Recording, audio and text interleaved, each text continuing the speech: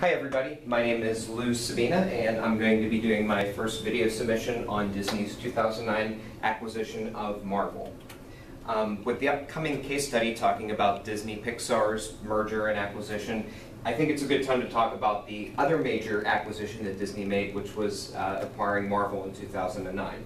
I recently accepted a faculty position at Stetson University, and part of my job every spring will be going and teaching in Disney's Leadership Academy, so I'm very excited about that opportunity and working with those people. So I've really tried to learn about Disney, their competitive strategies. My position is educational leadership and educational administration, but I'm going to be interacting with a lot of Disney people, so I'm trying to find out sort of ways that I can do leadership styles related to that. So to give you a little bit of context, Disney spent only $4 billion to acquire Marvel in their 5,000 characters in 2009. This is half as much as they spent to acquire Pixar. It gave Disney the leading character line in the comic book industry, by far compared to DC, and they can now incorporate Marvel characters into their amusement parks. But there was a problem with that, as some of you might know, and I'm going to talk a little bit about that. So Universal Studios, which next to Cedar Fair is Disney's #1 competitor in the theme park industry. Part of Universal's strategy is to try to be the adult version of Disney and also to use the Marvel license throughout all of their theme parks. As a side note, Six Flags uses Hanna-Barbera and Cedar Fair uses Peanuts. So the question was now, with Disney's acquisition of Marvel, could Universal be able to use those characters in their theme park? Could they keep the rides? Could they keep the attractions? Which has kind of led to a messy joint custody battle between the two companies. So Universal signed a very ironclad agreement in the mid-90s that said that they could use Marvel characters, but only in a 60-mile radius of their main East Coast amusement park, which is the Universal Studios Orlando facility. As long as they upkeep the rides, they have permission to use any characters that are in the park. So they've spent most of their time keeping the characters active in the park, and as long as the character is on a ride and they don't take the character out of the ride, Disney is not permitted to use the character in their park. So, for example, Iron Man, massive franchise, millions upon millions, billions of dollars. Disney can't use Iron Man because Iron Man is a part of the Spider-Man ride. Universal's planning on taking out their Pitfall attraction.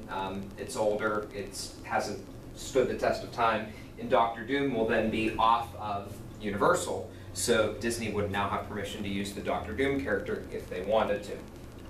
So Disney is only permitted to use new and untouched Marvel characters right now in their parks.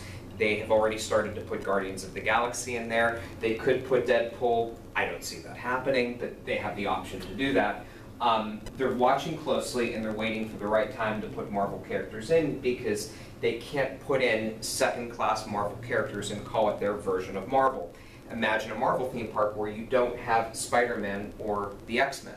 Disney can't do that, so they have to closely monitor the situation and kind of wait Universal out if that's something they want to do. So Universal has the competitive advantage of the adult and teenage characters. So what they've started to do is incorporate more Harry Potter themed rides. They're also looking into acquiring the Nintendo license and reconfiguring their Simpsons rides to be more in the park. Disney is the king. Universal can compete by targeting a different market. So looking at this in terms of Porter's 5 forces, the first idea is this notion of the threat of new entrants. I don't see any new entrants that can compete against Universal or Disney. I think it's an impossibility. Disney is clearly #1, Universal is clearly #2, and every other theme park company falls underneath them, and especially in the Orlando area. The bargaining power of suppliers is interesting because Nintendo has a big advantage right now. The Wii U sales have been down when you compare to the other next generation video game consoles with Microsoft and Sony. But what Nintendo can do, they know the Universal has to acquire rights to replace the Marvel thing. So they could increase price or start a bidding war between the two of them. Bargaining power of buyers, Universal has to find something to replace Marvel, so they could expand Harry Potter, they could buy Nintendo, or come up with another type of license. Threat of substitute products or services.